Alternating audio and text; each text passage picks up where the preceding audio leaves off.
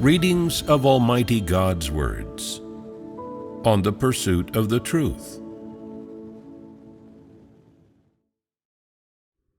How to pursue the truth. 8. Tending to give charity. Let's now talk about tending to give charity. If there are no motives behind a person's tendency to give charity, and it is merely a behavior or a common practice in their daily life, then this tendency to give charity should be considered a merit of humanity. Giving is, at any rate, better than receiving. At the very least, a person who tends to give charity has a heart that sympathizes with others, and an element of kindness within their humanity, and they are not miserly and do not place much importance on material things. Moreover, when they possess relatively abundant material goods, they will give away their surplus items, or those that they do not use but are suitable for others to use, making other people's lives a bit more comfortable or convenient. Judging from the motive behind these actions, at the very least, people who have a tendency to give charity have kind humanity and display essential manifestations of sympathizing with and pitying others. It is a merit of their humanity. Such people have relatively good character, far better than that of evil people who love to take advantage of others and arbitrarily seize others' possessions. They have somewhat greater integrity. They give charity and help others without seeking anything in return, without seeking praise from others or to leave behind a good reputation. This is simply their attitude in conducting themselves, or their way of life. For example, when they see that someone lacks clothes, they immediately give their surplus clothing to that person to wear.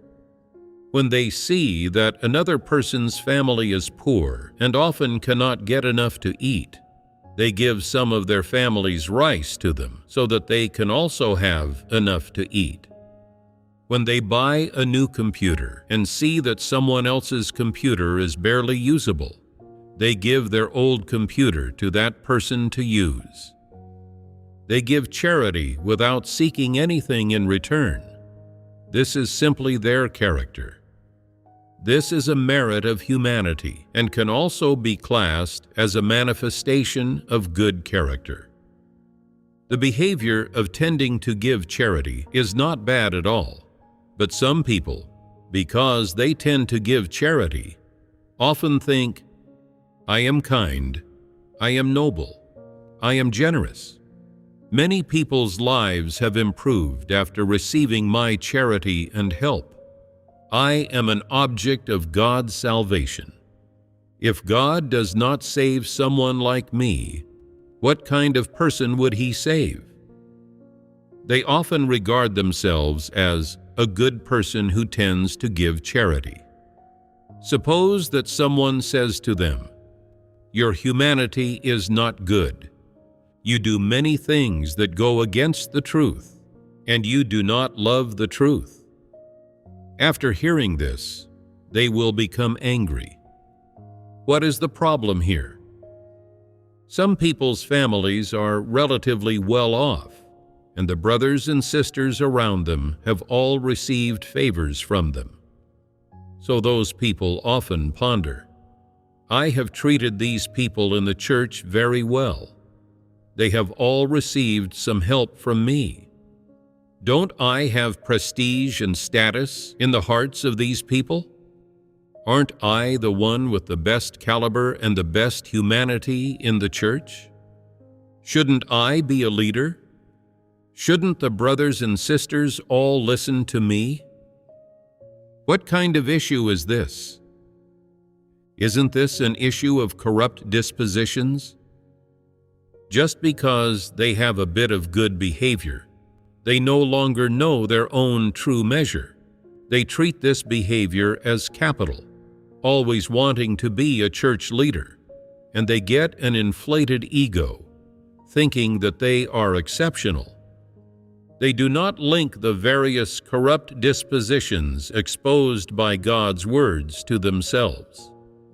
They believe that their tendency to give charity means that they are a good person, that they don't have any corrupt dispositions, that everything they do is right, and that they should be a leader and an exemplar in the church, and that the brothers and sisters should all emulate them. What are these revelations of? This has risen to the level of corrupt dispositions. Although tending to give charity is a merit of humanity, if someone judges themselves to be a good person who is certain to be saved because of this, is this kind of thought and viewpoint correct? They regard their good behavior of tending to give charity as them having good character and noble integrity, and even regard it as practicing the truth and submitting to God. This is a grave mistake. This is arrogance and self-righteousness, and a complete lack of self-awareness. Tending to give charity can be said to be a good behavior. At most, a person who tends to give charity has relatively good character, much better than those who take advantage. However, you cannot claim that you are a good person, that you have no corrupt dispositions and possess the truth reality, and that you are qualified to be a church leader and to stand above others and issue commands, simply because you have this good behavior of tending to give charity. This is an arrogant disposition. Although you tend to give charity and help others, engaging in some of these good behaviors, which is a merit of humanity, this does not prove that you have no corrupt dispositions.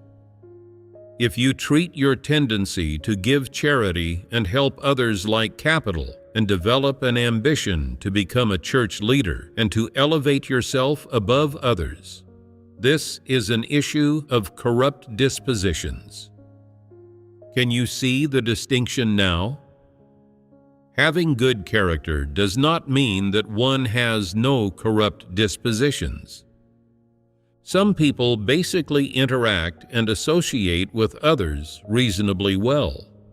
They do not take advantage of others, and they even give charity and help others. They have some merits of humanity. However, after spending some time with them, you discover that they are very arrogant, that they love to boast, and that they sometimes even tell lies and are quite deceitful. If you criticize them, they refuse to accept it and are somewhat vicious, even slamming the table and saying, "I have believed in God for so many years. Who hasn't received charity from me?" Ask the brothers and sisters, have I ever taken advantage of anyone? Have I ever harmed or hurt anyone? Does not having harmed others make you a good person?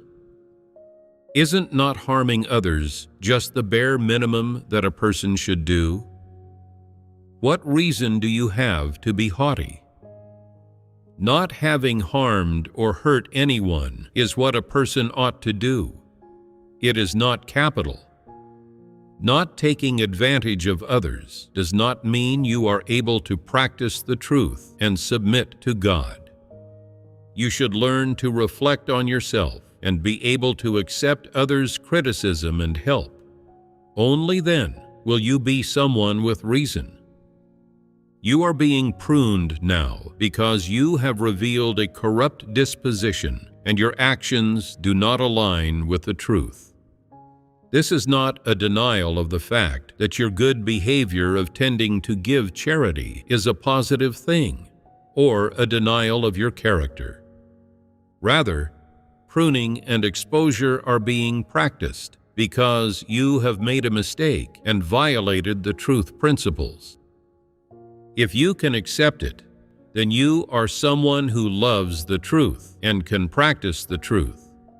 If you do not accept it, then your tendency to give charity is, at most, a merit of humanity. But because the arrogance, viciousness, and wickedness within your corrupt dispositions dominate, you cannot accept the truth, and so you are utterly base, and you are worthless.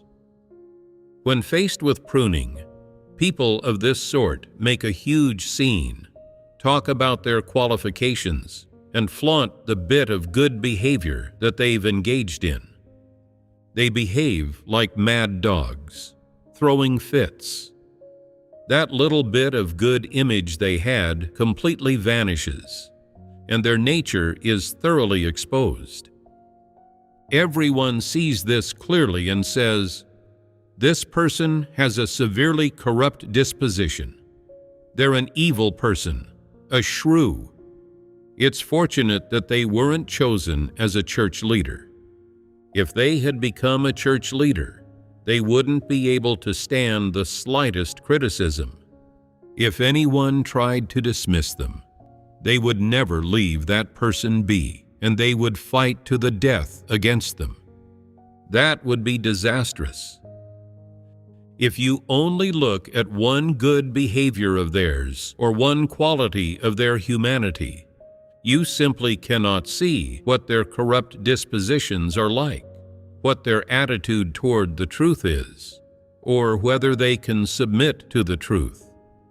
When they reveal a corrupt disposition and then undergo exposure and pruning, their attitude toward the truth will come to the surface bit by bit and be exposed.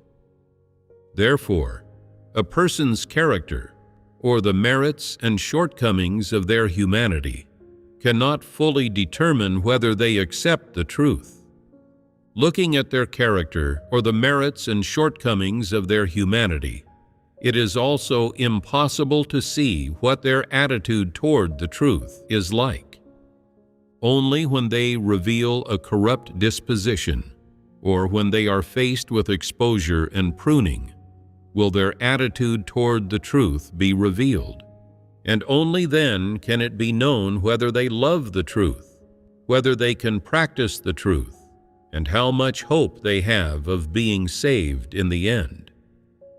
From such people's tendency to give charity and help others, you can see what merits and defects of humanity they have. Then, from their series of problems, such as them becoming arrogant and self-righteous, and wanting to become a leader and stand above others on account of their tendency to give charity and help others, you can see clearly their attitude toward the truth, and based on their attitude toward the truth, you can see clearly whether they can attain salvation. Through these behaviors, you can discern the merits and shortcomings of their humanity, discern their character, and at the same time learn to tell the difference between humanity and a corrupt disposition. But you cannot completely tell whether they can ultimately be saved or what their result will be like. Judging whether someone can be saved is somewhat more complex. You also have to look at whether they can accept the truth, reflect on themselves, and have genuine repentance when they reveal a corrupt disposition. It must be judged based on these aspects. Loving to socialize and being reclusive. Loving to socialize. What aspect is this? This is an innate condition, a method for worldly dealings while among groups of people. Some people enjoy associating with others. They never tire of it, and no matter the personality of the other people, they are able and willing to associate with them. Some people, however, prefer to avoid crowds and are unwilling to associate with others. This has a certain connection to one's inborn personality. When it involves personality, it definitely involves innate conditions. Loving to socialize is related to a person's personality. It does not involve the merits or shortcomings of humanity, and it, of course, does not involve any corrupt disposition. This is a relatively simple manifestation. Being reclusive. What aspect does this fall under? It's a part of one's inborn personality. It's a defect of humanity. There's some disagreement here. So, just what kind of issue is being reclusive? Being reclusive indicates one's personality is poor. Having a poor personality is a defect of humanity. Personality itself is also an aspect of one's innate conditions. So this trait of being reclusive is both an innate condition and a defect of humanity. This does not belong to a corrupt disposition and does not involve one's self-conduct. Being reclusive means always avoiding people, being unwilling to communicate one's thoughts with others, preferring to do things alone, disliking associating with others, and disliking living among people. Such people only like staying in a solitary environment or in a corner. When there are many people, they are unwilling to speak. They are not good at communicating with others. When they do communicate with others, they feel anxious and panicked, or end up in some embarrassing and awkward situations. This is a personality issue within innate conditions, and of course, is also a defect of humanity, right? Timidity and boldness. Now let's take a look at being timid. What kind of issue is this? It is an innate condition and also a defect of humanity. Tell me, what does it mean to be timid? Being afraid to go out at night, fearing mice, centipedes, and scorpions, as well as being afraid of getting into trouble and being unwilling to face complicated issues. These are all manifestations of being timid. Some people faint from fright when they see a snake. Some people get so scared they tremble all over when they hear about a car accident. Some people, upon hearing that believers in God are persecuted and can be arrested, sentenced, and imprisoned, become so afraid that they don't dare to believe. There are also those who don't dare to ride roller coasters. Such people don't dare to participate in or try anything if there's even a little they cannot see through, or if it's something they haven't done before. They not only do not dare to try dangerous work or dangerous activities, but they are also afraid to do things that normal people should do in daily life. For example, if asked to learn how to drive, they say, "I do not dare to drive. There are so many cars on the road, and they drive so fast. What if I get hit?" Someone says, "Why are you always worried about a car crash? Can't you just be a bit more cautious when driving?" But they are still afraid. Once the car starts moving, it's out of my control. If a crash really happens, no one can control it. They always think in a negative direction, so they cannot accomplish anything. Being timid is an innate condition, and it is also a defect of humanity. Timid people are overly cautious and meticulous in everything they do. They usually do not make big mistakes or commit major wrongdoings. But from any perspective, this cannot be considered a merit. This is a defect of humanity. Then what about being bold? What terms are commonly associated with being bold?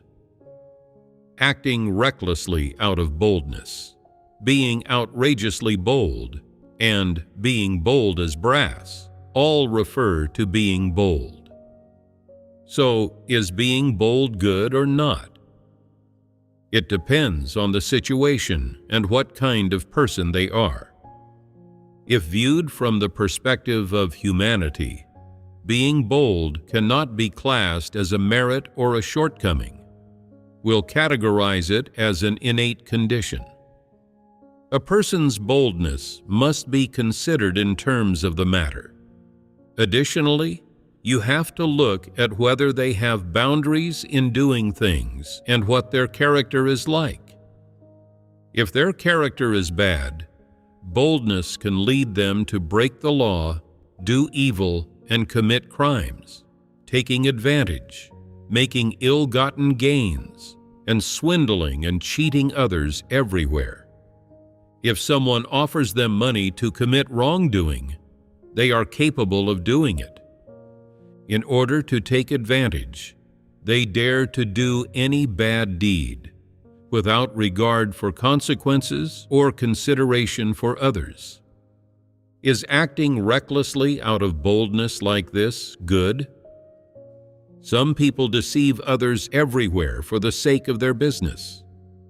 The business they run is illegal. It's just a shell company without real operations. But because of their boldness combined with their ability to deceive, they temporarily make a fortune, live in villas, and drive sedans.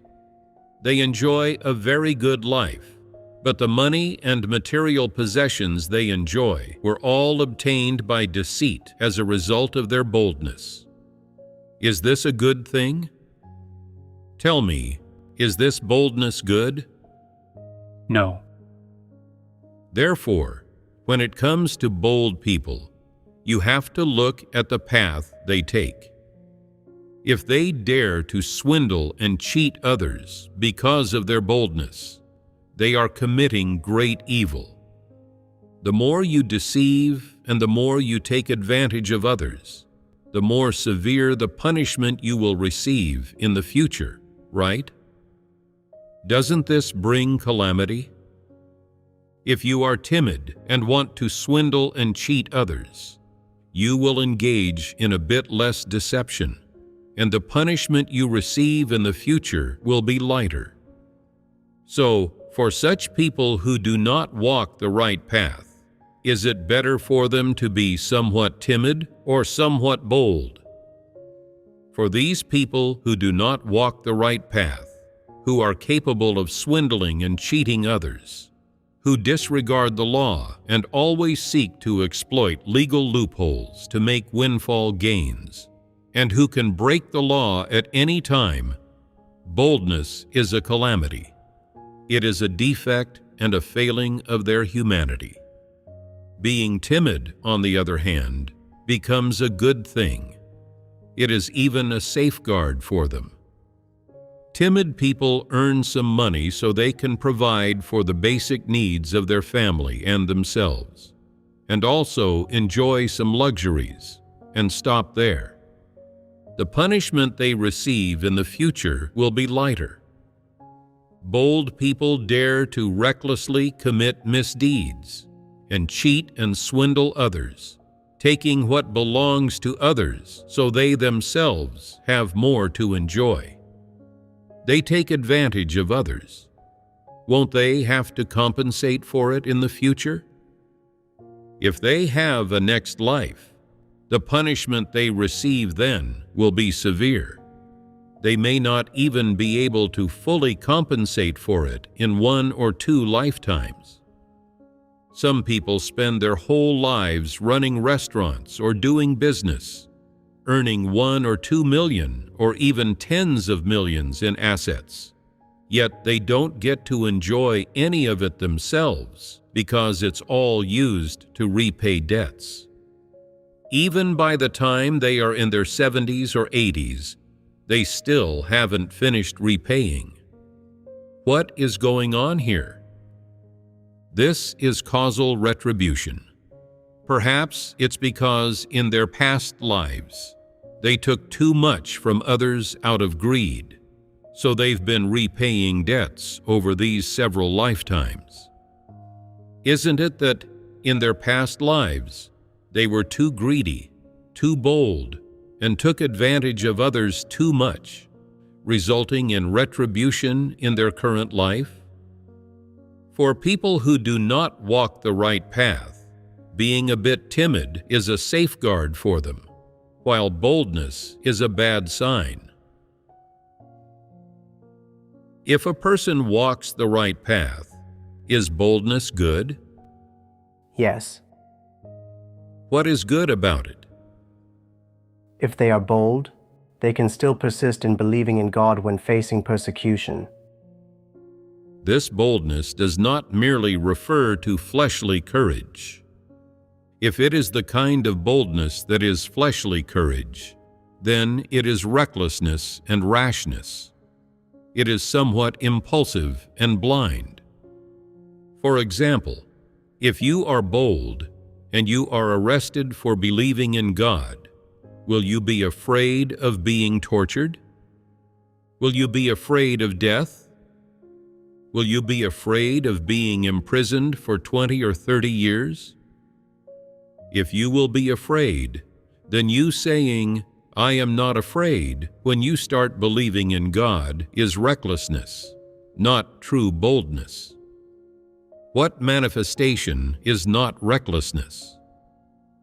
It is that when you start believing in God, you have a certain courage, but you also have genuine faith.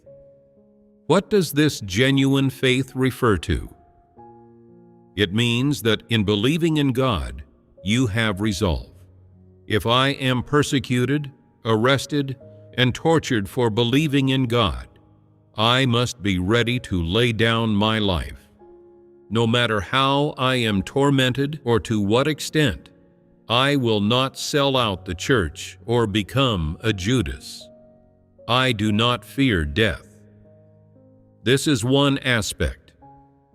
The other aspect is that if you are truly arrested and persecuted, and the great red dragon threatens you to get you to sell out the church, you can see through Satan's schemes and not be constrained by it, and stand firm in your testimony, saying, "Everything about a person, including their life and death, is in God's hands.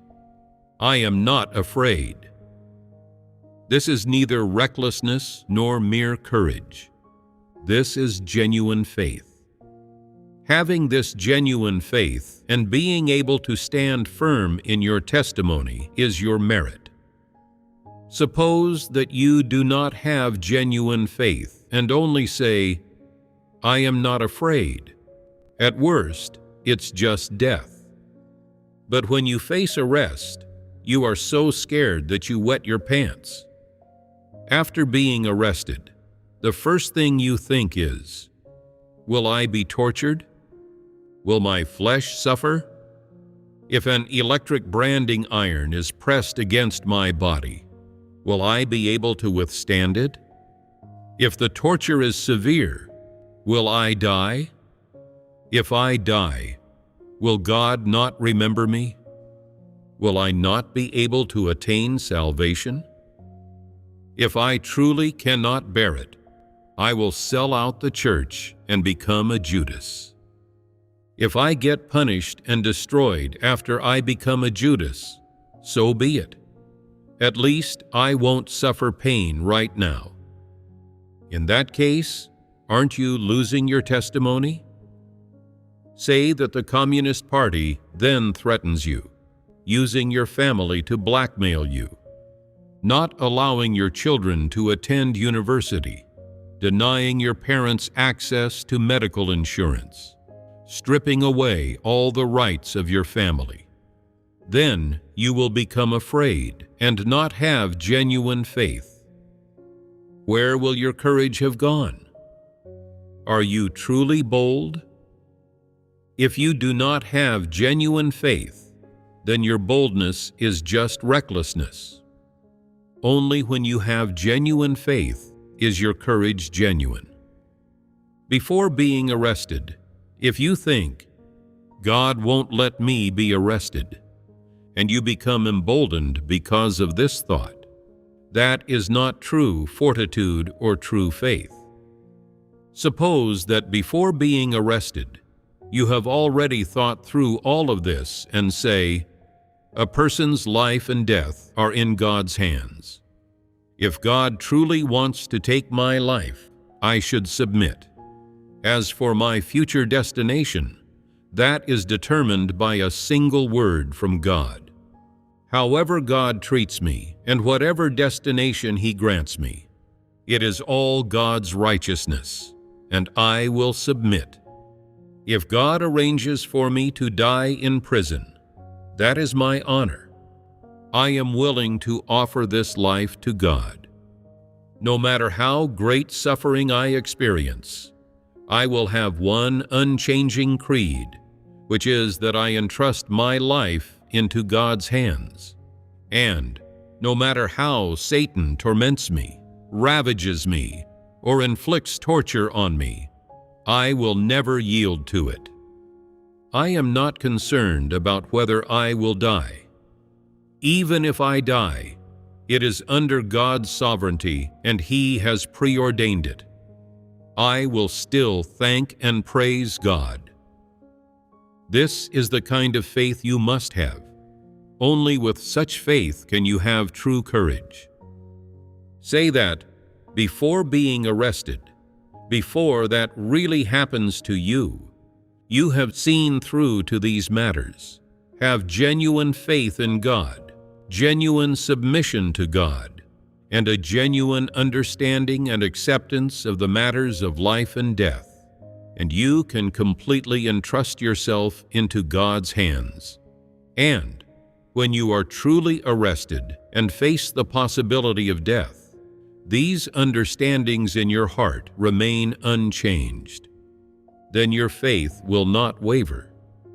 No matter the circumstances, if your faith is not crushed or defeated, you will always have courage. Suppose that before being arrested, before that really happens to you, you have not thought these things through and only wishfully think, I am willing to offer my life. My life was given by God. At worst, I will die as a martyr for God. In that case, when the great red dragon tortures you and then sentences you to 10 years in prison, you will be dumbfounded. I thought dying would be the end of it. If I were martyred, God would remember me. I didn't expect that I would fail to bear that testimony and, in the end, be sentenced to 10 years. 10 years. That's not 10 days or 10 months. How am I supposed to endure this? Since you haven't thought about these things before, will it be easy to figure them out at this time? It will be somewhat difficult, right? When difficulties arise, people only think about how to handle them and how to escape from them. If your drive to escape from difficulties is strong, then your drive to adapt to them in the midst of a plight will be extremely weak. Therefore, when facing difficulties, it becomes very hard for you to submit to such an environment. So, how should such situations be resolved? You must immediately seek the truth and think these matters through. You must also figure out the path for how you should practice the truth. For example, if you are to be imprisoned for 10 years, what will you think? Will my wife or husband divorce me? How old will my children be after 10 years? I won't have fulfilled my responsibility toward them. Will they disown me and refuse to care for me in my old age? How will I live after being released? After 10 years, my parents will be old, and I won't have fulfilled my filial responsibility toward them. Won't that make me unfilial? Will God's work be finished after 10 years? I won't have gained anything in prison. I won't have attended any gatherings or listened to any sermons, and I won't have understood the truth. Won't I have fallen behind during these 10 years? Won't this mean I've been eliminated? Will God still want me? If I undergo this suffering, will God remember this? If He doesn't remember this, and I cannot attain salvation, then won't I have spent this time in prison for nothing? A lot will change in 10 years, and I will gain nothing while losing a lot. When you think of these things, the difficulties arise. How should you face these difficulties? Shouldn't you think about how to get through each day? If you haven't thought these things through and haven't reached a point where you understand the truth and see matters clearly, then when you face being arrested, your life and death will hang on a single thought. A moment of timidity and fear, a single thought or idea, can cause you to become a Judas, sell out the church, and waste all your previous efforts.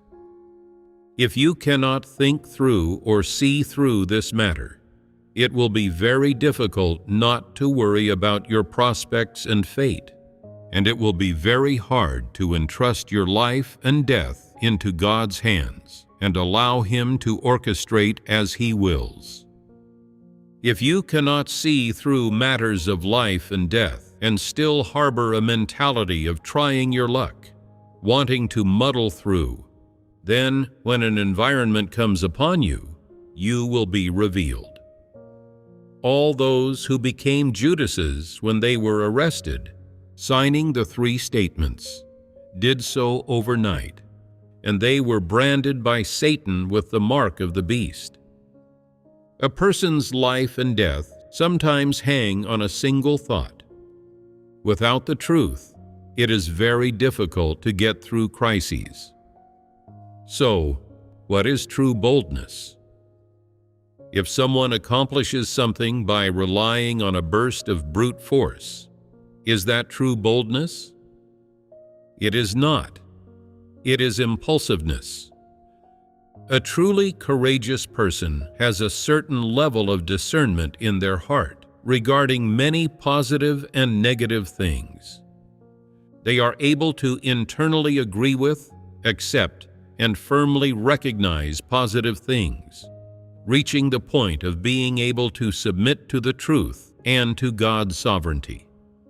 Only in this way can you have true courage. If you do not possess these things in your heart, your boldness is just a foolish one, like a newborn calf being unafraid of a tiger. Therefore, in a country that resists God, believing in and following God not only requires courage, but more importantly, requires faith. You dare to believe in God not because you are bold, but because you have faith. Some people say, "I think that I believe in God simply because I am bold and unafraid of persecution." This statement may be correct. You believe because of audacity, but in light of your foolishness, ignorance, and simplicity, God shows you special grace, setting up certain environments for you, as well as giving you the watering and provision of the truth. Through this, you come to understand and gain quite a few truths. Over time, your audacity gains elements of genuine faith, and it is only then that your courage grows, and you dare more to face future environments or persecution. If a person does not have genuine faith and relies on a burst of strength, saying, "I dare to believe in God. I'm not afraid of persecution or of being arrested and imprisoned, That kind of courage won't last long. Without the provision of the truth, without God setting up environments in real life to train you, to get you to practice, and to teach you how to face various things, your boldness is purely audacity, and it is not genuine faith at all. Do you understand? If it is truly audacity, then that makes you a reckless, foolish, ignorant person. Some people who believe in God have very simple thoughts, imagining things to be very straightforward, without at all anticipating what dangers will be involved in following God. But when they encounter setbacks, only then do they realize that following God is not a straightforward matter. If a person's boldness is a merit of humanity, then at the very least, they are simple and straightforward, not complicated, and they do not worry about this and that. But suppose that your boldness is driven by an intention to obtain blessings, and you think, if you believe in God, you can get into heaven, obtain great blessings, and escape the disasters and avoid death. So I'll believe, come what may. In other words, your belief is driven by a burst of audacious brute strength. It is not you desiring, in a simple manner, to believe in God. Instead, it is chasing blessings. In that case, your boldness is at best audacity and cannot be classed as a merit of humanity. Therefore, when it comes to bold people, you must see what their humanity essence is like. If they have no conscience and reason and are merely audacious, then they have little value and cannot accomplish anything meaningful. But if they are able to believe in God and accept the truth, then such people have value.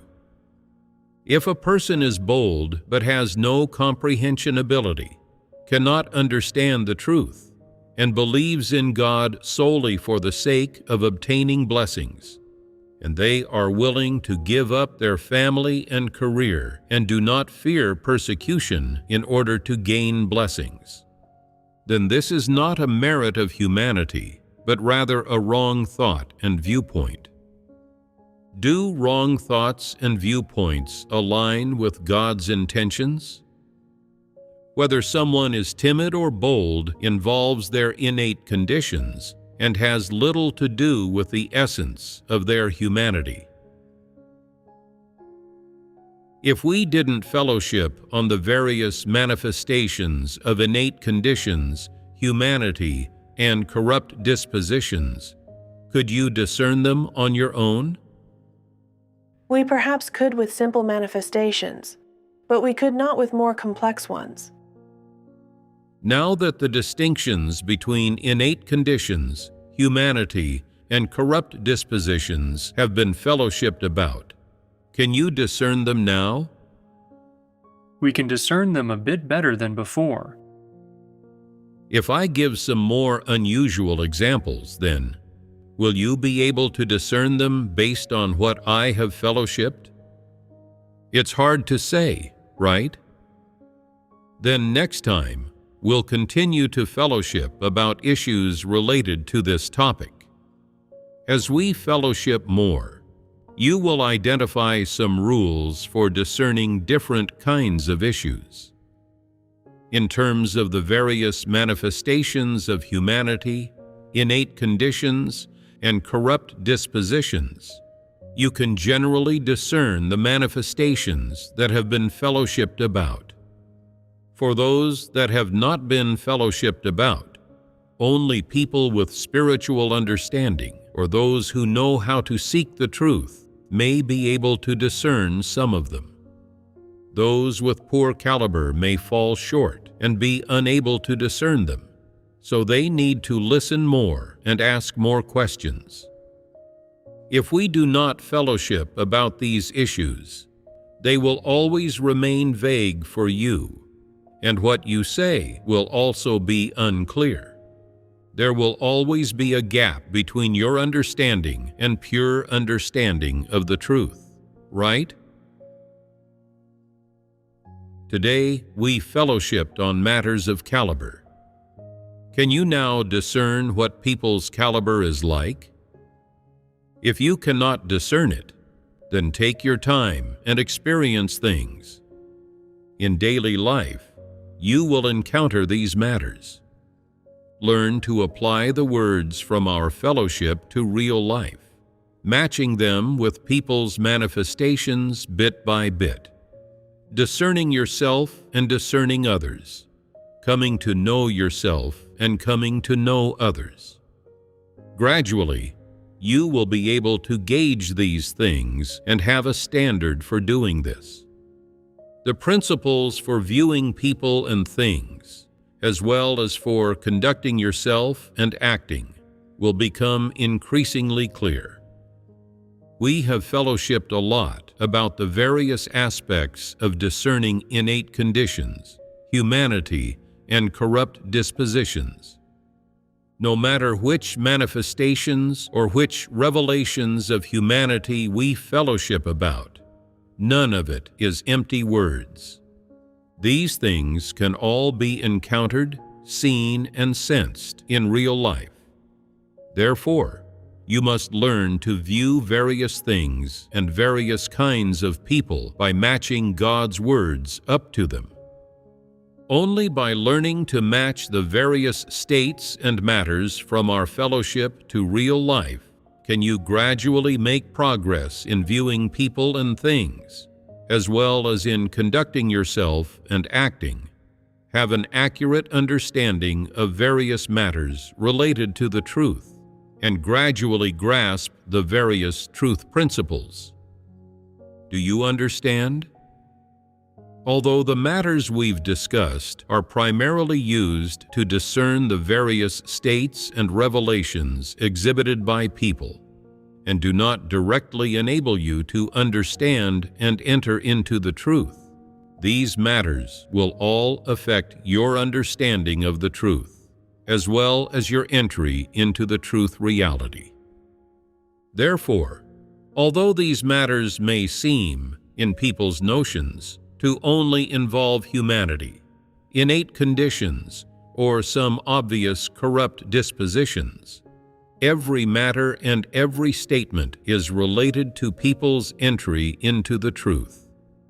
And so, these matters are ones that you must face on the path of entering into the truth. You cannot avoid them.